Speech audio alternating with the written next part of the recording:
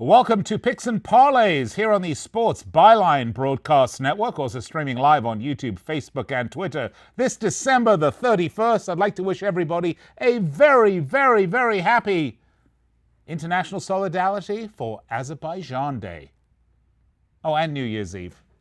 Our last show for 2019. Shed a tear, sniffle, sniffle. Hope you had big, big winnings in 2019. And Picks and Parlays, we love to help you. So today, no different. We got a lot of picks for you today. And all those picks on this show, of course, are free. Unless you want to send me some money. My pockets are empty. I'd love some, but they probably wouldn't like that up at corporate headquarters. All right, today, Ninos and I will talk a little Premier League football. As, of course, January 1st, we have a whole slate of matches. And then one January 2nd. And then they take an 8-day break. But we'll bring you the best we can. The 3 games we've curated in the Premier League for you. West Ham, Bournemouth, Arsenal, United, Watford, Wolves. Then I'll be joined by Tony Comandante El Tigre Tellez. I've given him a new title now. We're going to talk AFC wildcard games. More specifically, we're going to talk, obviously, Titans at Patriots. Big game there. We're going to also talk Bills at Texans. And the College Football Championships, the Clemson Tigers versus number 1 Is it Clemson Tigers?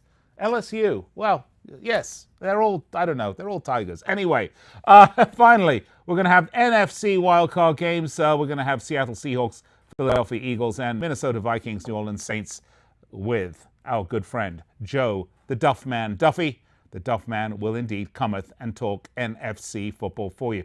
As always, would love to hear from you on the show. So how this works is, if you're watching us on YouTube, Facebook, Twitter, just fill out the comments section, and we'll see it here in the studio. And our ace production team, the 2019 version, will of course see those comments and put them up on the screen. And I will bring them into the show. You can be a superstar. And those comments had better be at least a little bit rude, okay? Because I've decided the too rude thing. Now, let's just have a little bit of edge, okay, to the comments, because we're an edgy show, and that's the way we want to keep it. If you're searching for us, use hashtag Parlay Radio, or just put Picks and Parlays into any of the search boxes on YouTube, Facebook, and Twitter. And this show is live with you, 4 p.m. Eastern Time, 1 p.m. Pacific, Monday through Friday on the Sports Byline Broadcast Network, and streaming live throughout the day. Okay, I'm going to step aside, gather my thoughts, get my best Premier League picks for it ready for you. We will make sure Al Ninos is all lined up. I'll be right back after this.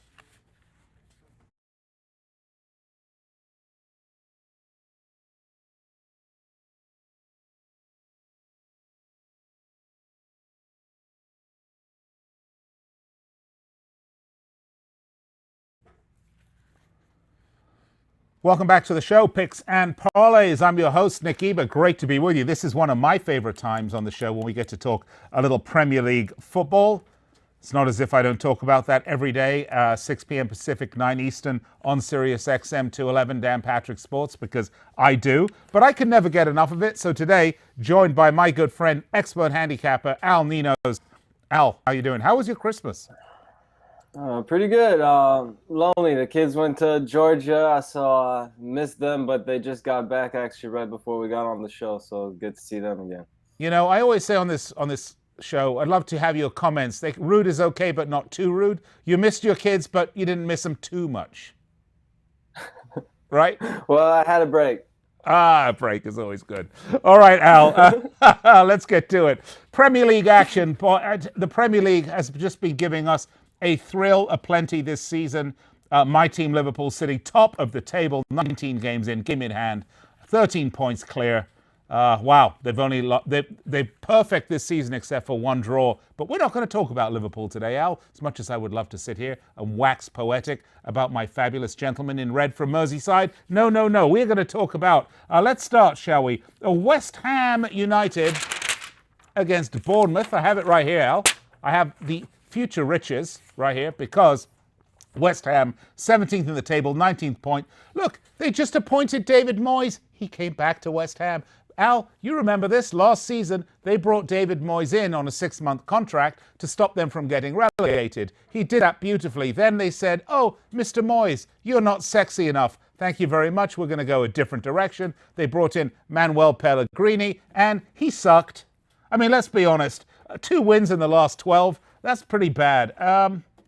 Defensively, this team is a mess. the disaster. They've got a half-decent squad. They're definitely underperforming. So they bring David Moyes in, this time on an 18-month contract, and tell him, you know what, David, we're wrong. You're just a bit sexier than we thought. The fans at West Ham not happy about this. Bournemouth, on the other hand, 16th in the league, 20 points, 5-5-10.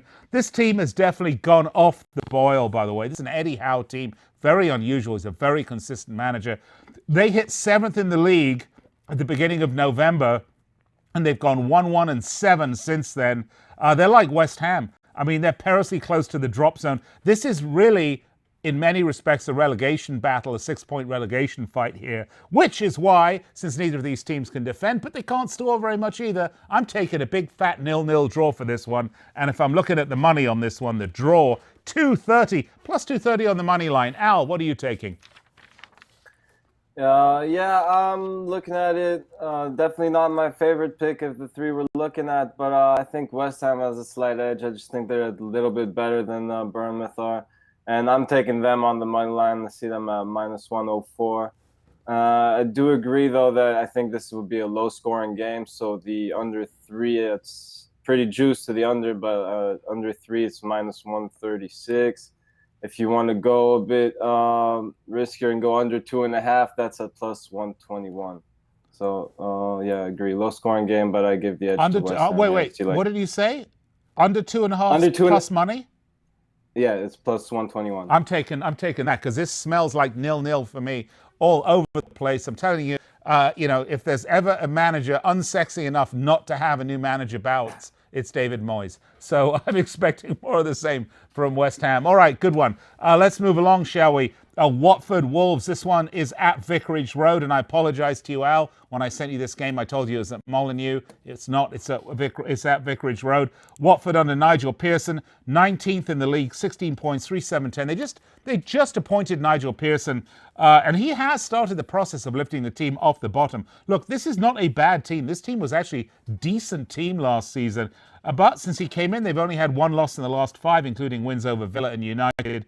But Wolverhampton Wanderers, on the other hand, they've had a big December. They've gone 3-2-2, including that big shock 3-2 victory over City. In fact, they had a cataclysmic start to the season. Al, I don't know if you remember this. They were down in 19th place, I think 5 or 6 games in. And then they turned it around. Partly, I think, because they had European, they had a lot of European commitments with the Europa League, which they didn't have the squad for that. But they got used to it, and now they've only lost 2 of the last 14, including one of those 2 was a loss to Liverpool. But I tell you what, if I look at the numbers here, Al, Watford are playing better. They're on the ascendancy. They're plus 200 at home. Wolves plus 137. You saw them. I mean, they were terrific against Leicester City, right? And against Manchester City. The draw plus 220. But this is at Vicarage Road. I like what Nigel Pearson's doing. This Watford team is really every bit as good as this Wolves team, to be honest with you. I like a draw, but it's going to be a score draw. I'm going to take a 2-2 draw here and take the plus money at plus 220. Yeah, Watford's been playing a lot better lately. They have 2 wins and a draw in their last 3 games, so it's kind of hard to go against them, I guess, maybe. But again, same as the game we looked at earlier, I still do think that the Wolves are the slightly better team here. And, despite being on the road, I still like the Wolves. I think they get the job done. And I'm taking them on the money line plus 134. All right, you and I will arm wrestle over this one, but we're each going to take our different ways. You can pick which capper you want to go with. All right, next up, Arsenal Man United at the Emirates. I love bringing up Arsenal in these games. And by the way, I'm breaking a cardinal sin here, Al, because I swore a few months ago I wouldn't give out any more Man United picks because they are just all over the place. But Arsenal are just so bloody bad. 12th in the league, 24 points. What to say? I mean, this team's awful, and there's nothing that Mikel Arteta is going to do about it. They gifted Chelsea all 3 points at the Emirates, 2 days ago, right? Or 3 days ago on Sunday, including that absolute howler from Bernd Leno, where, he goes up to get the cross, misses it, and it just goes right to Jorginho, who pops it in the net. And then the other goal he let in, he should have easily had that save. Only Southampton, West Ham, and the 3 relegation teams have leaked more goals than Arsenal. They're bloody awful. Mikel Arteta isn't going to help it out any. And United, well, they've really righted the ship after a very disappointing start to the season. 6-3-1 in the last 10. They've won the last 2 in a row with wins over Newcastle and Burnley. Look, the front three, it's all about the front three. Rashford, Martial, Daniel James, forget Pogba. They are firing on all cylinders right now, and they will be too much for Arsenal's porous defence. I'm taking United, plus 191, 2-1. You go. Great offense, as you mentioned, but I think their biggest edge here will be their defense, and this is more about Arsenal's defense again. Which doesn't exist. Not too great back there. I like Man U too, but again, taking the safer route, I'm taking them at a pick 'em at minus 116. I see it. That is a very, very, very safe bet. I have to tell you, Al. I mean, that's like a Dow Jones type of bet investment, because I just can't see any way Arsenal are going to win this.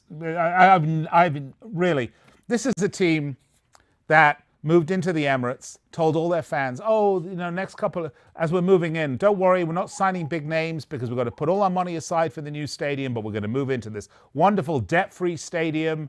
We're going to be able to buy players and build the brand. And what do fans get? They get a crap team. They don't buy players. They have the most expensive ticket prices in the Premier League. But hey, they have a lovely, beautiful new stadium that their overpriced tickets will get them into with the overpriced beer and drinks at halftime. So bad news all around for Arsenal supporters. A rubbish team. Going to take more than Mikel Arteta. It's going to need a new owner. Stan Kroenke, one of the worst owners in football. I'm sorry. I don't know how he is in the American football side of it. Also a rubbish MLS owner too, by the way. He owns the, what does he own now? He owns the Colorado Rapids. Yeah, another seriously underperforming team. All right, Al, just got a minute left. Any other quick picks from you? Just wanted to mention, Manchester's definitely my favorite bet on the board. I mean, I even know a couple Arsenal fans going against Arsenal on that one. So, I really like that Man U pick. And obviously, Liverpool is always a great bet. So yeah, but they're minus 490 something on the money line. Sheffield United were plus 1,000. Minus 1.5. I'd take a minus 1.5.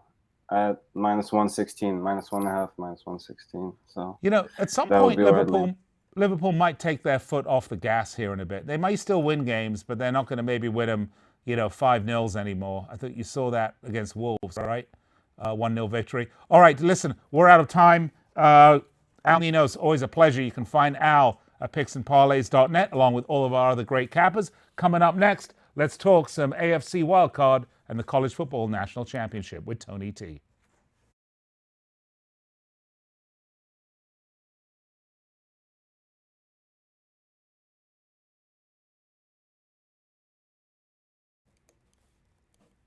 Welcome back. Picks and Parlays. I'm your host, Nick Geber. Caught me writing my notes down as we get ready for this segment. It's a fun one. We did Premier League soccer last segment, but never fear. We do have some wildcard games coming up. Somewhat important ones, let's just say that. Who better to talk NFL wildcard and College Football Bowl championship game? It's actually not the College Football Bowl, it's the College Football Playoff. It's the College Football Championship. Then Tony, Comandante El Tigre, Tellez. Tony, welcome to the show. Hey, Nick, how you doing? Looking forward to some playoff football in the NFL. Of course, we found out our playoff game, but it's 2 weeks away, so it's a bit of a time, to wait for this game, but it's worth waiting for. A good one between LSU and Clemson. Yeah, no, aren't these both Tigers though? They are. They are. That's what I thought. Yep. And I'm talking to I'm talking to Comandante El Tigre. So I'll tell you what. Let's start with this game, shall we? El Tigre, because it's Tigres all the way around, and we'll get to the NFL in a minute. Let's start with this. Number 3, Clemson. Number 1, LSU. By the way, everybody is in love with LSU, and there's a lot to love about this team. They are, they have a lot going for them. But Clemson, they're looking to repeat as champions. Let's not forget that. They're 14-0. They're 11-3 against the spread. They did squeak by Ohio State in the Fiesta Bowl, but that got them back to the national championship game, so good on them. They're perfect 25-0 straight up, 19-6 against the spread, every time quarterback Trevor Lawrence starts. This is going to be an incredible game of quarterbacks. This isn't what we want in American football. This is the nirvana from a fan's perspective. They also got the top-ranked defense in college football. They allowed the fewest points per game in the entire NCAA. And then for the LSU Tigers, what to say about them, Tony? 14-0, 9-3-2 against the spread. They blew apart Oklahoma 63-28 in the Peach Bowl. And again, here we go again. Heisman Trophy winner Joe Burrow, 21-27 for 403 yards and 7 touchdowns in the first half alone, Tony. What an incredible feast of football this was. It was a veritable smorgasbord of goodness for fans out there. They're averaging 48.9 points per game. The most powerful offense in the NCAA is going to meet the most powerful defense in the NCAA, and both these teams have wicked good quarterbacks with them. Total's gone over in 12 of the last 17 for the Tigers. They are favorites, only 5-point favorites, less than a touchdown, right? And the total, 69.5. Tony, talk me through this one. I'm excited just talking about it.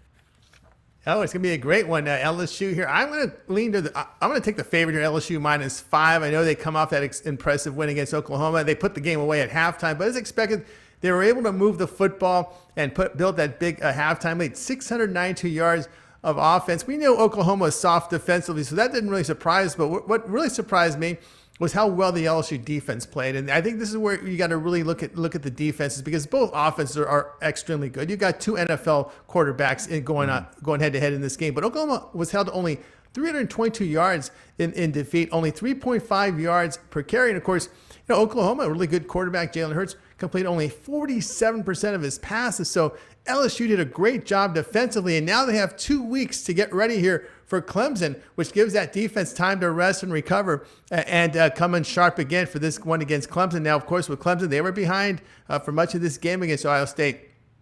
But one thing to note here about the Clemson defense, they gave up a season high in yardage.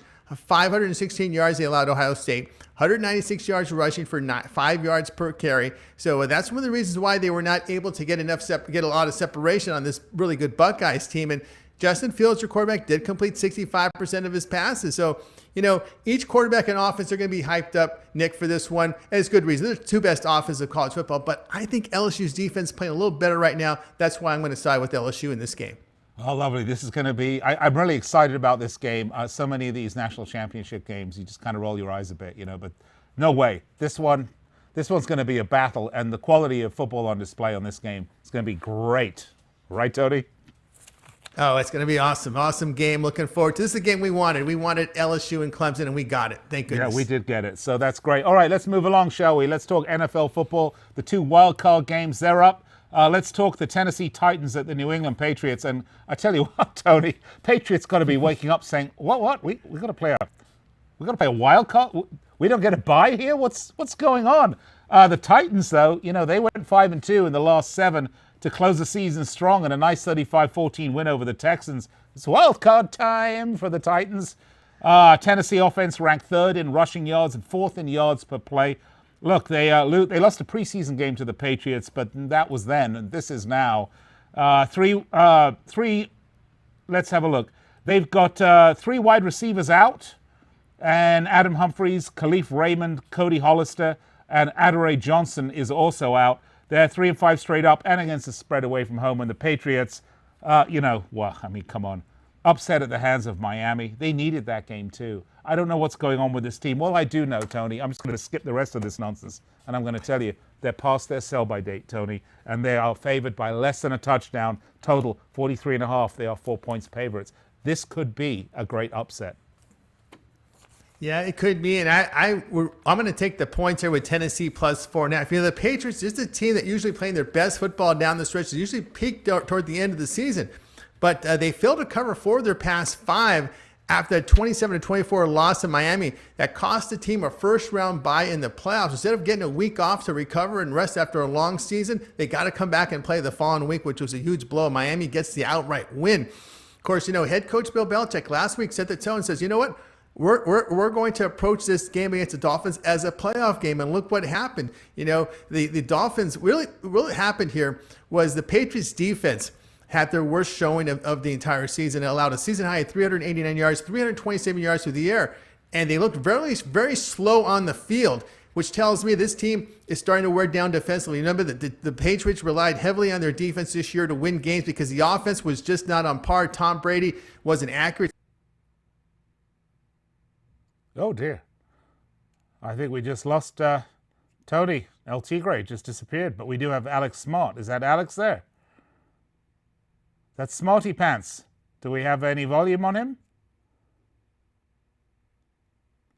All right, well, we're going to have to work to get one of these guys back. We were in full-throated explanation from Tony, talking about the disappointment from the Patriots side. And as he said, if they hit their stride down the stretch in the playoffs, if that game against Miami was being treated as a playoff game, that doesn't bode well for the Patriots. You know, I could sniff around this really well, but I'm smelling that this team is really not, is a shell of its former self and could well be ripe for the upset. I would love to know what the money line is on this one. Maybe someone can look this up if we can get someone on, for the Titans on the money line to win this one, because I wouldn't be surprised if this is one of those upsets that we have been talking about. Okay, the next game we're going to cover in the AFC side of it is the Bills at Texans. Let's see, do we have any handicappers on, Andrew? We have Alex Smart. Let's bring Smarty Pants on. Alex, welcome. How you doing, Good. Mr. G? Hey, listen, we lost El Tigre, so I guess the zookeeper took him back. So let's do this. We've got just a couple minutes left. We were talking AFC wildcard games, Alex. You ready to talk a little Bills at Texans? Okay, looks like we've lost Alex. Is there a bug? I'm sorry? Oh, I see. Okay, well, we'll give him a break then. We'll pick him up in a minute. We'll get him ready. One of them will come in. Meanwhile, the Bills 10-6, 9-6-1 against the spread, coming off a loss to the Jets, where they rested most of their starters. So both teams, by the way, here in this wildcard game, rested their starters in the previous games. They're 10-6 straight up, the Bills, and 6-1-1 against the spread on the road, hitting the under in 12 of the last 15 road games. The Bills' rushing offense will meet the Texans' 25th ranked rushing defense, and that is going to be a problem for the Texans, I think. The Texans, I mentioned, also rested. They're only 2-6 at home. Here's some interesting stats, though, about the Texans that you might not know. Their opposing offenses converted 48.5% of third downs and 71.4% of red zone trips converted those into touchdowns. Means defensively, they're not able to hold the line when they have to, and I think that's big problems for the Texans. Even though they are favorites here at home, 2.5-point favorites, the total has gone under in 6 of the last 9 for the Texans. Let's see if we got anyone ready to come on. And we do? Who do we have? Bring me a Kappa, any Kappa. Let's bring back to El Tigre. Okay, hey. Tigre, welcome back. Listen, we just got literally a minute and a half. Bills at Texans, far away. Yeah, I'm going to go ahead and take the Texans here at -2.5. Really tough to back Buffalo. They were 1-4 straight up against playoff teams. They've scored no greater than 17 points in those games against postseason opponents. Their lone win came against Tennessee against playoff opponents, winning 14-7. But that's when the Titans had Marcus Mariota at quarterback. The Bills' offense really hasn't generated much. 268 yards in their past 3 games when they played all their starters. And of course, looking here at the offense, is 24th on third down, but a better quarterback here with Deshaun Watson. I don't trust right now Josh Allen. He's not accurate his past 4 games, 48% completion rate. I'm going to go ahead and take the Texans at -2.5. We just literally got less than a minute, but when I look at these stats about how the Texans let the opposing offenses convert 48.5% of third downs and almost 72% of red zone trips convert into touchdowns, I don't know. I mean, I'm looking, they're only 2.5-point favorites. I have to think, just like I did in the other one, Tony, my prediction, not that it's worth much, but I'm going to give it to you anyway. I'm saying Titans upset the Patriots, and I like Bills over the Texans on this one, Tony. Yeah, I like the Bills here. I like the Tennessee Titans here plus the 4.5 because we mentioned here about the issues with the Patriots offense and their defense starting to wear out a little bit. We saw them get a season high in yardage for the season, and it was against the Miami Dolphins. All right, Tony T, always a pleasure. We'll have you on in the new year. I got to go to break. When we come back, let's pick it up with Sean Duffy.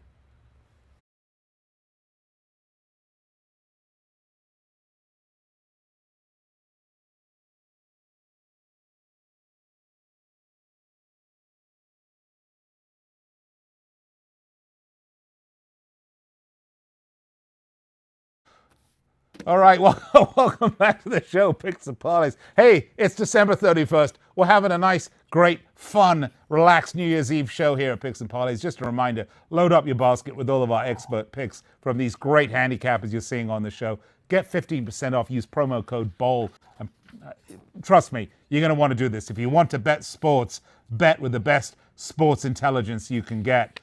You don't get that by putting a book under your pillow, by the way. You get that by listening to the best handicappers in the business. And we have them here, picksandparlays.net. Let's bring another one in. I don't want this guy. I want his brother. Where's Sean Duffy? Oh, no, Yeah, I don't want that guy. I don't want that guy. That's Joe Duffy. Trust me, we want Sean Duffy. Is he around? No, he's a square. Oh, okay. He's a square. You're a sharp, though. So let's get You Joe know on. what? All right. Joe, my apologies again. It's all these. We're rapid firing it here on the show. Great to have you. We're talking. Let's get the games right. We're talking NFC wild card, and luckily we have some time put aside to get into these games in some detail because I know you, my good friend, like to regress to the means as often as you possibly can. Well, here we go. Let's start with the Seahawks and the Eagles. And you know, when I'm looking at this game, Joe, it's all about the injuries because both these teams, they're basically an ambulatory ward between them. The Seahawks 11-5, 7-8-1 against the spread. They cooled off considerably since that 8-1 run, which included a preview of this wild card game when they blew away the Eagles 17-9 at Lincoln Field. They've gone 1-3 since then and have almost a full team of injuries to go with it, as I mentioned earlier. 7-1 straight up, 5-2-1 against the spread away. And the Eagles, they've won the last 4 in a row, 5-3 straight up, 3-5 against the spread when at home. They also have an extensive injury list, but they've gone under in 5 of 6 games versus the Seahawks. The Seahawks are the favorites here, 1.5 points. Total is 46 points. Take me through this one.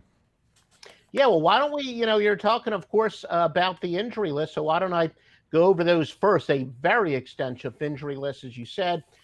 Does look like Deshaun Jackson going to be another week before he comes back. He's doubtful for the wild card. Of course, the Eagles, arguably their biggest weapon at wide receiver, but he's been out for most of the year. Looks like if Philadelphia does pull this upset, he could be back for the next round, but very doubtful this weekend.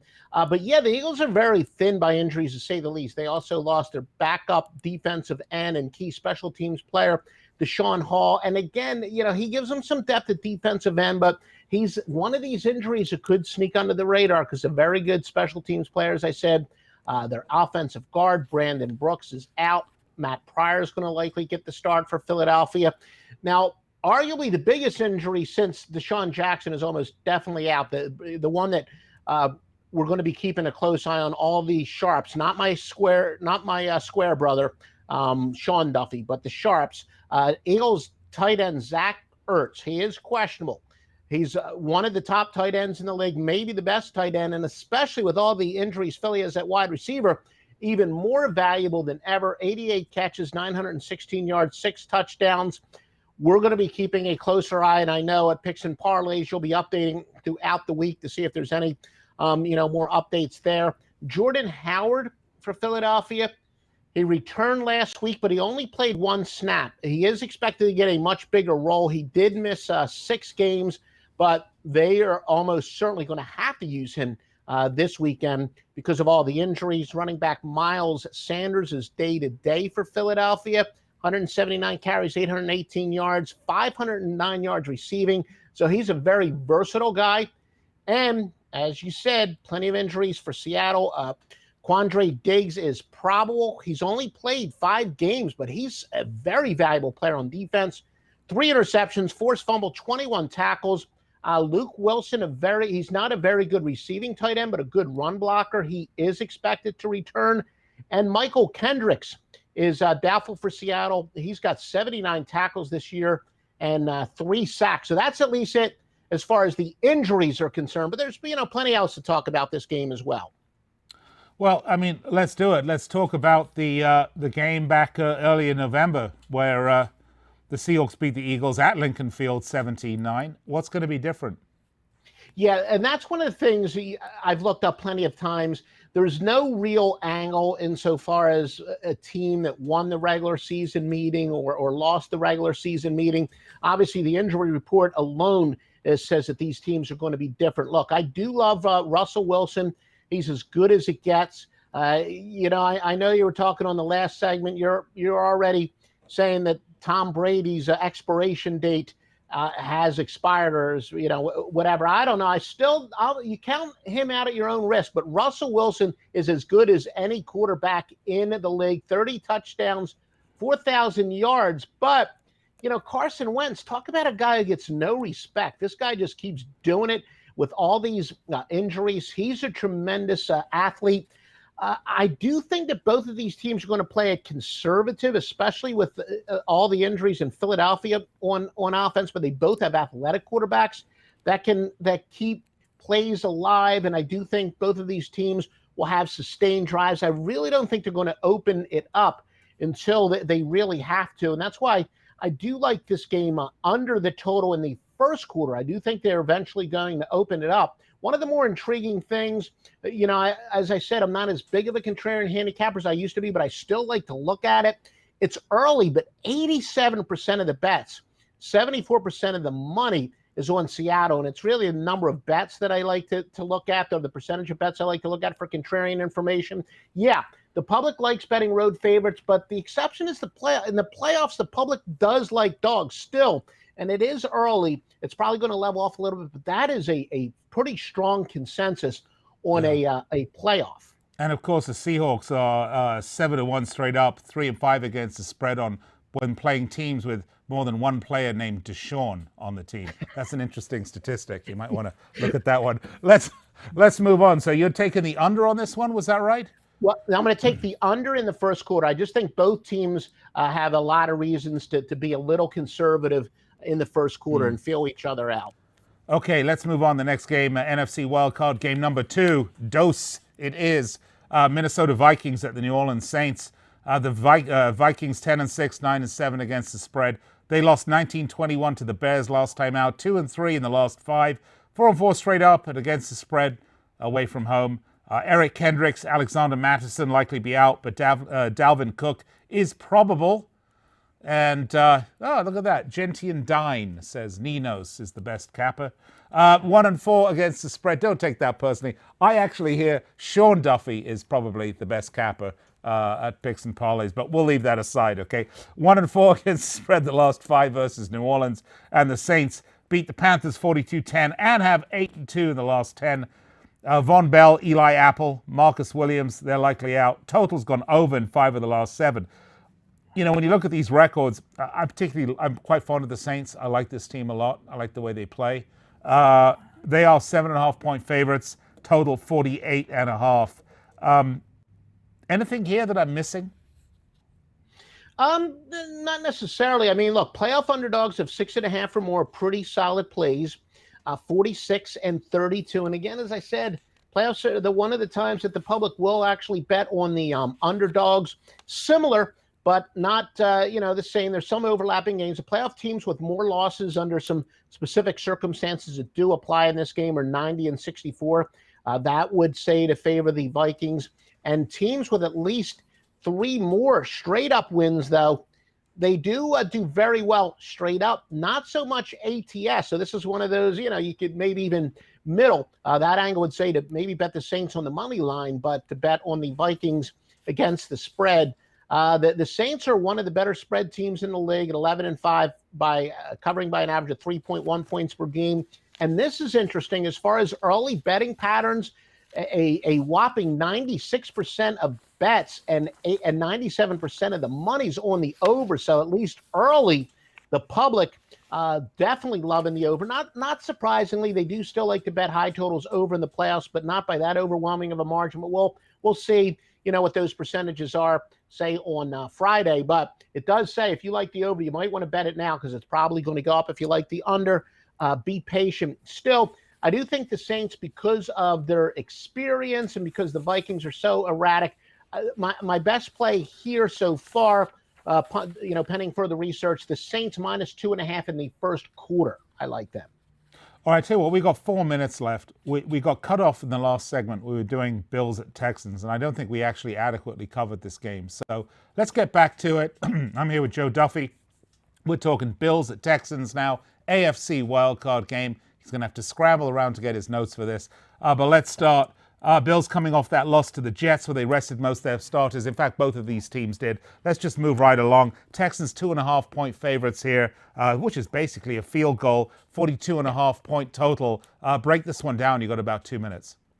Yeah, well, that stat you gave me about Deshaun has me a little bit worried here, but hopefully, Houston's still a good play. Look, Houston, I thought for years they had their defense in place. And of course, they've obviously the injury to Watt, and he's been slowed down. He's not as dominant as he was a couple years ago. I always said what they really needed was a quarterback to be a true Super Bowl contender. They do have that quarterback clearly there. They're a very good team both ways. Buffalo overachieved this year. Usually, overachieving teams in the playoffs are pretty good go against. I'm not totally sold that Buffalo is quite as good on both sides of the ball. Haven't made an official pick for this game, but, offhand, I got to say that I do think that Houston is for real and that, maybe Buffalo playing a little bit above their heads, and they may, I guess I'll use the term for the first time during this segment, regress to the mean in the postseason. Yeah, but, the Bills' rushing offense, which is really their specialty, are going to meet the Texans. They're the 25th ranked rushing defense. And if you look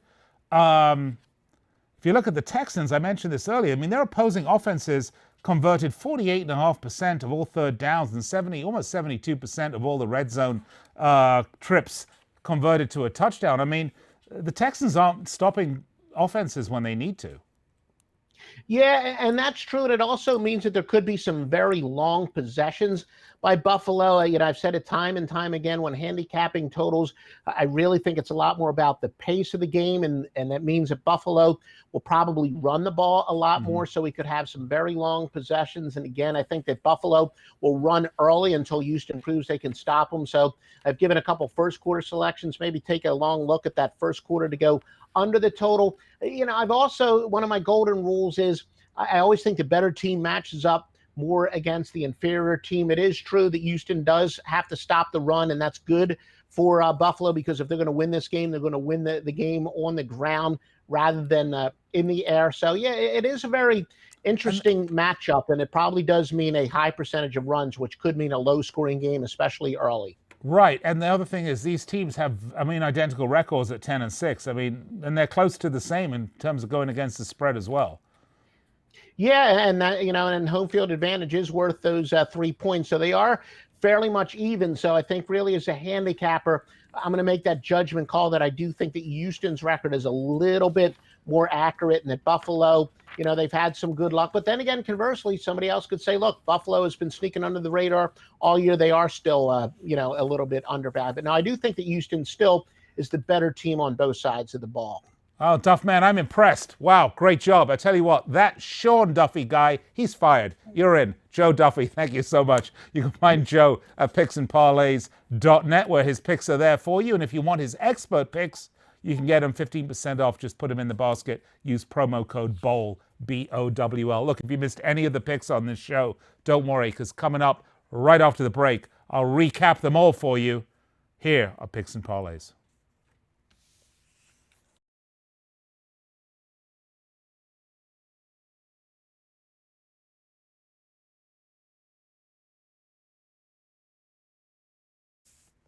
Welcome back. Picks and Parlays on the Sports Byline Broadcast Network. Just a programming note, every Monday through Friday, we're here with you, 4 p.m. Eastern Time, 1 p.m. on the left coast, live on the Sports Byline Broadcast Network. Also streaming live throughout the day on YouTube, Facebook, and Twitter. If you want to find me, you can do that. I'm at Nick Geber, Nickgeber. Find me on Twitter. And if you want to talk the beautiful game with me, you can do that every Monday through Friday, 9 p.m. Eastern Time, 6 p.m. Pacific, live on Sirius XM 211. Dan Patrick Sports. Bring a little of the global game to our listeners. All right, if you missed any of our picks, let's give them to you right now. We started off with our Premier League picks. I went first. Man United, Arsenal. I said take United on the money line, plus 191. Wolves, Watford, take the draw, plus 220 on the money line. And Bournemouth, West Ham, take money line draw, plus 230. Al, Ninos. Man United, Arsenal, took the pick'em. United, minus 117. Remember, if it's a draw, it's a push. Wolves at Watford, take money line Wolves, plus 134. So he and I are diametrically opposed on that one. And Bournemouth, West Ham, take the money line West Ham, minus 104. Next up, Tony T, NFL. Bills, Texans, take the Texans. Titans, Patriots, take the Titans, plus 4.5. And our college football pick, Clemson, LSU, take LSU, minus 45. I'd say take the Tigers, but they're both Tigers. Okay, next up, NFL picks. This was the NFC with Joe Duffy. Seahawks at Eagles, take the under 7.5 in the first quarter. And Vikings at Saints, take the Saints, minus 2.5 in the first quarter. And if you want Joe's picks, if you want his side, you can get it up at the site, picksandparlays.net, right there for you, for your edification. Enjoy it. And if you want to buy those expert picks before the end of the year, you can do that. You've only got a few hours left. Promo code BOWL for 15% off. All right, folks. Hope you enjoyed the show. If you missed any part of it, the podcast will be up immediately following the show at the Believe Podcast Network. It's been great being with you through 2019. We look forward to a great 2020 together. Happy New Year. Don't drink and drive. And remember, bet, win, repeat.